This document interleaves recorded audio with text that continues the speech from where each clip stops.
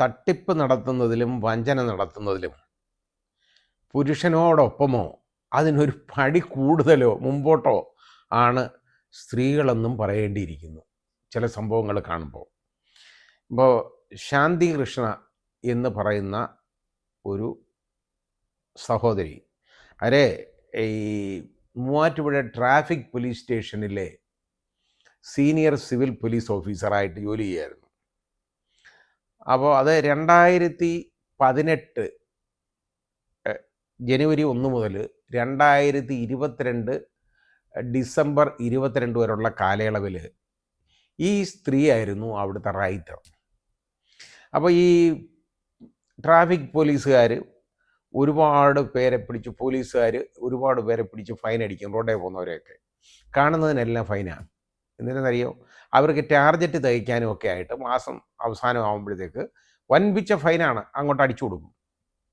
എന്തെങ്കിലും അവരോടുത്ത് തറുതല എന്തെങ്കിലും പറയാനിടയായി കഴിഞ്ഞാൽ ആളുകൾ വല്ലതും മറത്ത് പറഞ്ഞാൽ ഫൈൻ്റെ അളവ് കൂടും.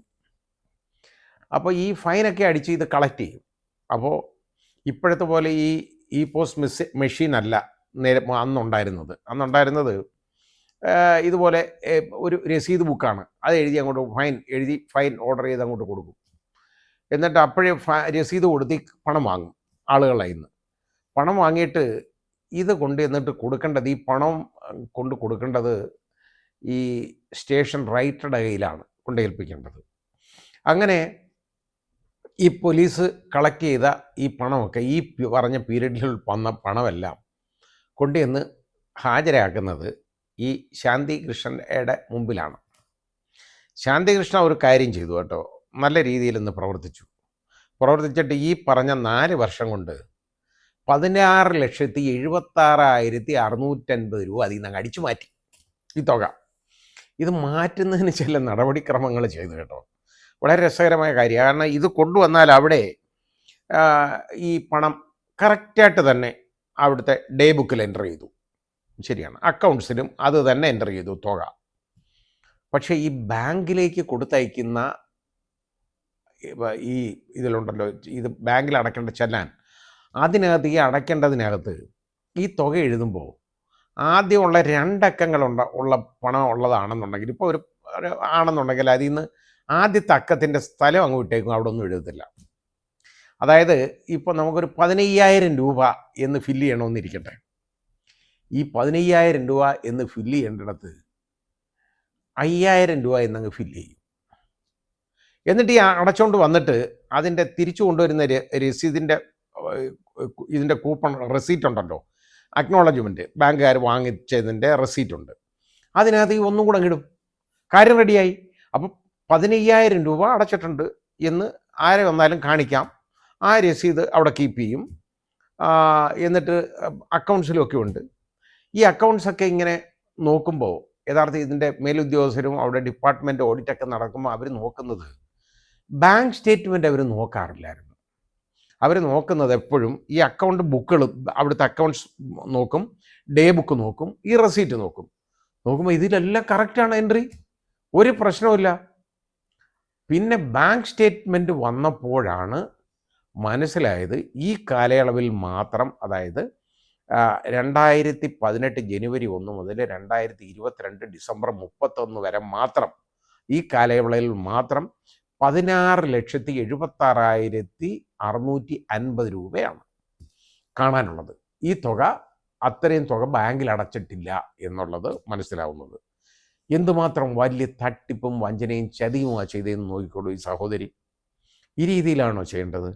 അതും പ്രത്യേകിച്ച് പോലീസ് സേനയുടെ ഒരു ഭാഗമായിട്ട് വർത്തിക്കുന്ന ഒരു സ്ത്രീ, അവരൊരു വനിതാ പോലീസുകാരി, സീനിയർ സിവിൽ പോലീസ് ഓഫീസർ ആണ്. അതായത് CPO, സീനിയർ CPO ആണ്.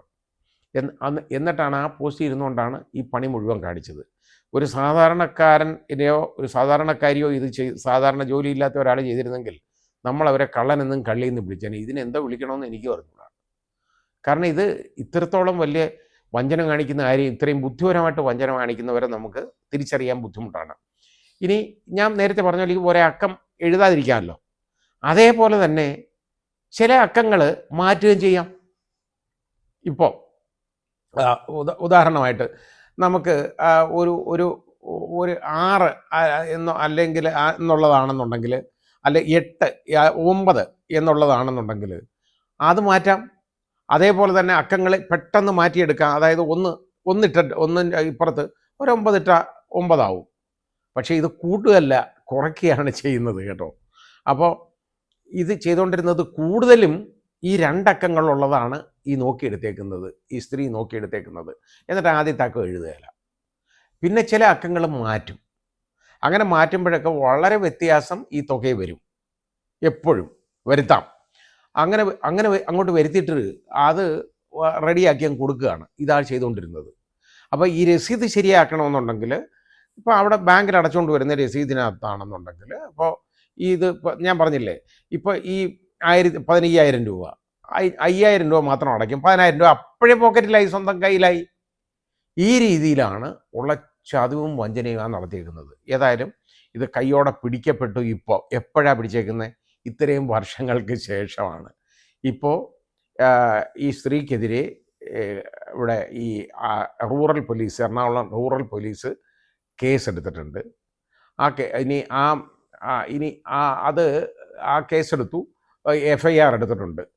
അതിനി എങ്ങനെ പോവും, അതിൻ്റെ തെളിവൊക്കെ എങ്ങനെ വരും എന്നുള്ളതൊക്കെ ഇനി കാലങ്ങൾ കാത്തിരിക്കണം. ഇപ്പോൾ സസ്പെൻഷനിലായിട്ടുണ്ട് കേട്ടോ. ഈ ജോലി തിരിച്ച് കിട്ടാൻ വളരെ ബുദ്ധിമുട്ടാണ് സഹോദരി. ഇതൊക്കെ ചെയ്യുമ്പോൾ നിങ്ങൾക്കൊരു നല്ല ജോലി ഉണ്ടായിരുന്നതല്ലേ, ഈ അത്യാഗ്രഹം കൊണ്ട് ആ ജോലി കളഞ്ഞ് കുളിക്കണമായിരുന്നു. ഇപ്പം നിങ്ങൾക്ക് 16,76,650 രൂപ എല്ലാമായോ നിങ്ങളുടെ ജീവിതത്തിൽ? ഇനി ഇതല്ല നോക്കാനുള്ളത്, 2015 മുതലുള്ളത് ബാക്കി പരിശോധിക്കണമെന്നാണ് പറഞ്ഞേക്കുന്നത്. ഇതുപോലെ ഇനി ആ പീരീഡിലെങ്ങാനും ഈ സ്ത്രീ അവിടെ ജോലി ചെയ്തിരുന്നോ ഇല്ലയോ എന്ന് എനിക്കറിയില്ല. ചെയ്തിട്ടുണ്ടെങ്കിൽ ഈ തുകയുടെ വ്യാപ്തി കൂടും. ഇത് വേറെ ആരെങ്കിലും കാണിച്ചു കൊടുത്തതാണോ, ഈ പണി പറഞ്ഞു കൊടുത്തതാണോ എന്ന് നമ്മൾ നോക്കണം. ഇതിന് കൂടെ ആരെങ്കിലും ഉണ്ടായിരുന്നോ സഹായികൾ എന്ന് നമുക്ക് നോക്കണം. പക്ഷെ സഹായികൾ ഉണ്ടാവാൻ സാധ്യത കുറവാണ്. കാരണം ഇത് സ്വന്തമായിട്ട് ചെയ്യാവുന്ന, വളരെ എളുപ്പം നടപ്പിലാക്കാവുന്ന ഒരു കാര്യമാണ് ഈ ചെയ്തേക്കുന്നത്. അപ്പോൾ അതുകൊണ്ട് സഹായികൾ ഉണ്ടാകുക എന്ന് പറയുന്നത് അത്ര ഒരു നിർബന്ധമില്ല ഈ കാര്യത്തിൽ. ഏതായാലും ഇപ്പം പിടിക്കപ്പെട്ടു, കേസുമായി. ഇനി വർഷങ്ങൾ കേസുമായിട്ട് നടക്കണം. ജോലി തിരിച്ചു കിട്ടാനും ബുദ്ധിമുട്ടാണ്. പേരുദോഷം ഉണ്ടാകുകയും ചെയ്തു. പലപ്പോഴും ഇങ്ങനെ പലർക്കും, അതായത് ഈ പണം കൈകാര്യം ചെയ്യുന്നവർക്ക് ഇങ്ങനെ സംഭവിക്കാറുണ്ട്. സംഭവിക്കുന്നത് മാത്രമല്ല, ഇത് അറിഞ്ഞുകൊണ്ടാണ്. ഇപ്പം പൊതുജനങ്ങളുടെ പണം എടുത്ത് ലോട്ടറി കളിച്ചവന്മാരെ നമ്മൾ കണ്ടിട്ടില്ലേ? അതായത് ഈ ലോട്ടറി എന്നല്ല, നമ്മൾ റമ്മി കളിച്ചവർ നമ്മൾ കണ്ടിട്ടില്ലേ? അങ്ങനെ ഇതൊക്കെ കാണും.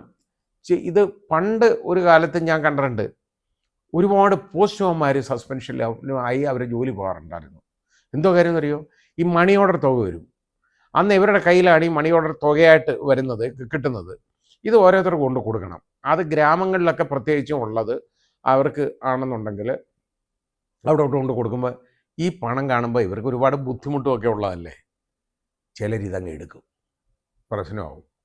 അവസാനം ഇത് പിടിക്കപ്പെടും. പണം അയച്ചോൻ ഇവിടെ കിട്ടിയിട്ടില്ല. അങ്ങനെ അവർ പരാതിപ്പെട്ട് വരുന്ന പോസ്റ്റ് ഓഫീസിൽ പണം വന്നിട്ടുണ്ട്, പോസ്റ്റ് മാസ്റ്ററി പോസ്റ്റ്മാനെ ഏൽപ്പിച്ചിട്ടുണ്ട്, പക്ഷേ പോസ്റ്റ്മാൻ കൊടുത്തിട്ടില്ല. എത്ര പേരുടെ ജോലി അങ്ങനെ പോയിട്ടുണ്ടെന്നറിയോ? എനിക്കൊരു 3 പോസ്റ്റ്മാന്മാരെ അറിയാം ഇതേപോലെ ജോലി നഷ്ടപ്പെട്ടവരെ. അതായത് എൻ്റെ ഗ്രാമത്തിൽ എനിക്കറിയാവുന്നുണ്ട്. അപ്പോൾ ഇങ്ങനെ ഞാൻ കണ്ടിട്ടുണ്ട്. ഈ പണം കാണുമ്പോൾ എന്തോന്നറിയോ, നമ്മുടെ പണം അല്ലെങ്കിൽ മറ്റാളുകളുടെ പണം, അല്ലെങ്കിൽ പൊതുപണം, പൊതു ഖജനാവിലെ പണം, അല്ലെങ്കിൽ ഇതൊക്കെ കാണുമ്പോൾ അത് കൈയിടാൻ ശ്രമിക്കരുത്.